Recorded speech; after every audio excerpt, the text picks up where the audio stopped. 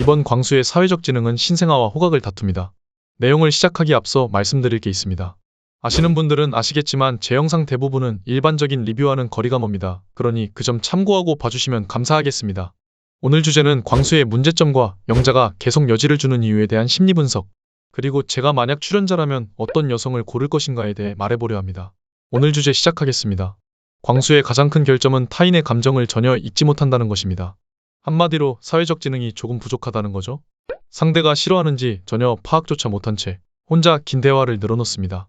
그리고 이런 방식의 대화법은 광수가 오래전부터 해왔던 대화법으로 보여집니다. 광수의 대화법은 아주 긴 독후 감상문을 전달하는 대화법이죠. 자꾸만 감상평을 길게 늘어놓고 상대에게 발언권을 주지 않습니다. 그리고 그 대화의 끝은 언제나 호감 고백과 호감 구걸입니다. 매번 같은 패턴입니다. 너랑 있어서 지금 행복하다거나 영자님은 마음이 어때요? 로 끝이 나죠. 이렇게 되면 여자 입장에서는 한두 번이야 반응해주겠지만 나중엔 진짜 할 말이 없습니다. 혼자 얘기하다가 기분이 좋다는데 여자가 뭐라고 하겠습니까? 그냥 감탄사를 억지로 쥐어짜내는 거 말고 할 수 있는 게 없습니다. 물론 가끔가다 몇 번씩 하는 건 좋겠죠. 하지만 대화할 때마다 반복하게 되면 그냥 대화 자체를 피하게 됩니다. 게다가 영자가 본인을 밀어내니 자신의 기준에서 매력적인 여성을 잃는다는 두려움에 더욱 잘해주려 하고 칭찬하고 진정성을 어필합니다. 이는 보편적으로 알려진 연애 지식이죠. 옛날부터 여자한테 잘 보이기 위해서는 무조건 칭찬하고 잘해주고 공감해줘야 하고 온갖 달콤하고 감성적인 말들로 어떻게든 진심을 어필해 감동을 줘야 한다고 전해져 있죠. 연애서적에도 대부분 그렇게 나와 있습니다. 당연히 잘해줘야 하고 칭찬도 하고 진심을 어필해야 합니다. 하지만 저런 방식에는 높은 가치의 남성이 했을 때 라는 조건이 붙습니다. 여성이 남성에게 이미 본능적인 끌림을 느끼고 있을 때 해야 한다는 것입니다. 상대가 나를 잘 모르는데 저렇게 하면 바로 어장에 갇히게 됩니다. 광수는 영자에게 잘 보이기 위해 무조건적인 칭찬과 오로지 잘해주는 방법을 그대로 실천하고 있죠. 광수가 저렇게 할 수밖에 없는 이유가 있습니다. 원래 대부분 남자는 본인 기준으로 눈앞에 매력적인 여성이 나타나게 되면 스스로 평가받는 위치로 내려가게 됩니다. 왜냐면 일반적인 남녀는 초기 만남에서 여자가 선택권을 가지고 있기 때문입니다. 항상 남자는 여자에게 들이대고 여자는 받아주는 입장이기 때문이죠.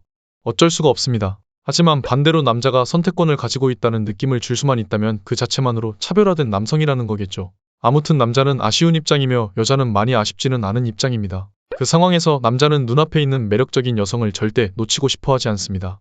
참고로 영자가 매력적인 여자라는 게 아니고 광수의 기준에서 매력적인 여자라는 뜻입니다.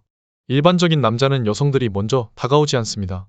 그런 상황에서 매력적인 여성이 나한테 호감을 표하면 어떻게 될까요? 바로 눈이 뒤집혀버립니다. 그 결과 여성을 잃는 것에 대한 불안함과 두려움이 생기게 됩니다. 이런 두려움으로 인해 상대에게 잘 보이기 위해 오로지 잘해주고 무조건적인 칭찬만 하게 됩니다.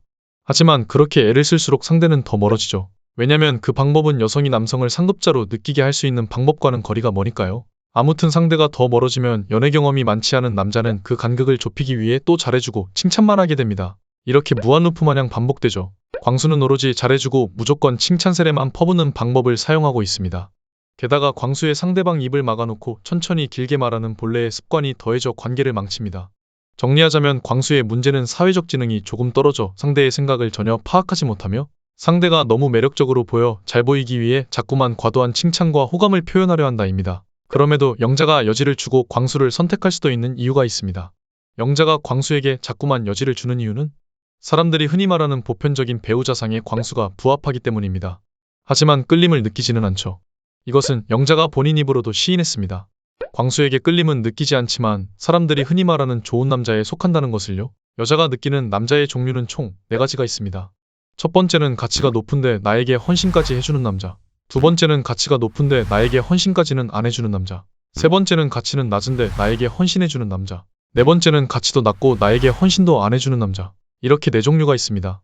하지만 가치도 낮고 나에게 헌신도 안 해주는 남자는 그냥 버려야죠. 그래서 3가지가 남게 되는 것입니다. 여성은 이 3가지 중에 선택하게 됩니다. 하지만 가치도 높고 나에게 헌신까지 해주는 남자는 정말 찾기 힘듭니다. 매우 희소할 뿐더러 그런 남성 주변에는 이미 수많은 여성들이 붙어있기 때문이죠. 그렇기에 2가지가 남게 됩니다. 이것을 의식적으로 깨닫게 되는 여성들도 많습니다. 그래서 연애 대상과 결혼 대상이 따로 있다는 말이 나오는 것입니다. 영자가 판단했을 때 광수는 가치는 낮지만 나에게 헌신해주는 남자이기 때문에 훗날 자신이 가치가 높은 남성을 더 이상 만날 수 없을 때 광수처럼 나에게 헌신만 해주는 남자를 꺼내쓰려는 겁니다. 이는 보편적인 성전약입니다. 그렇기 때문에 영자는 광수를 선택할 확률도 충분히 있습니다. 여기까지가 영자가 광수에게 여지를 주고 있는 이유입니다. 제가 계속 가치에 대한 얘기를 하는 게 불편하신 분들도 계실 거라 생각합니다. 하지만 앞전에 말씀드렸다시피 제 채널의 방향성이 이렇습니다. 이런 채널도 하나쯤 있어야겠죠. 다음은 만약 제가 출연자라면 어떤 여성을 선택할 것인가입니다. 저는 고민도 안 하고 선택을 포기합니다. 아무도 안 고른다는 거죠. 저 여성들 중 저에게 끌림을 줄 수 있는 여성은 없어요. 그리고 덧붙여서 옥순 같은 여자 고르면 진짜 큰일 납니다. 화풀이 감정 쓰레기통으로 전략한 본인을 볼 수 있을 겁니다.